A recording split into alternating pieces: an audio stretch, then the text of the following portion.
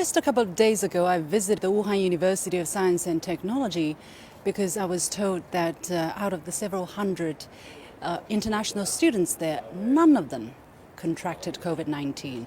I talked to the students, I talked to the teachers, and I had the impression that there was a collective understanding that strict quarantine was really necessary in order to protect everybody. For almost several weeks, when the situation was really bad, the students were not allowed to leave their dormitory. Of course, it was difficult, but in the end, the great majority of them understood the necessity of it. They persevered, and none of them got sick. I think that story is important to help people understand exactly why the case mortality number and the absolute death toll number in China has been so low. For 76 days, the city was under strict lockdown. Not the kind of lockdown where if you choose to stay in place, you stay in shelter, you can. If you want to go out, you could also try to do that. No. For the great majority of the lockdown, people had to stay at home. Think about what happens in the United States. Some people still have to go to work. Some people are against shelter in place. Some people wear masks, others don't. I tell you, in Wuhan, it almost becomes an instinct to wear a mask. If you go out without wearing a mask, you feel strange. It's that kind of awareness to help yourself, to help others, that really help cut the path of the contagiousness of the virus. In a matter of a week or two, over 40,000 medics came from all over China to Wuhan. Just the other day, I was visiting the doctor who sounded the alarm about COVID-19 here, the first here in Wuhan. And I visited her office. You know what struck me the most was the number of ventilators lying idle on the table.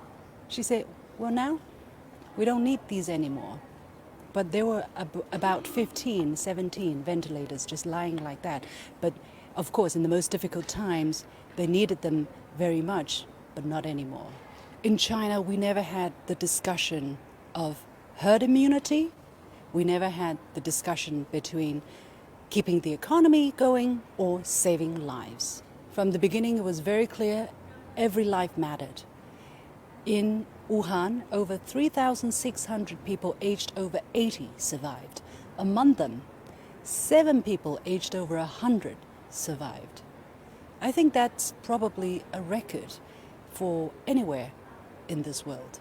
Citing an example from the doctor who reported the first cases here, she said a couple of days ago, one of her first patients came back to settle the bill. I asked her, what do you mean settling the bill? I heard it was all for free, the treatment. She said, yeah, he came to get the refund. He paid originally, but later on, after the government decided everything would be for free, he came and got his money back.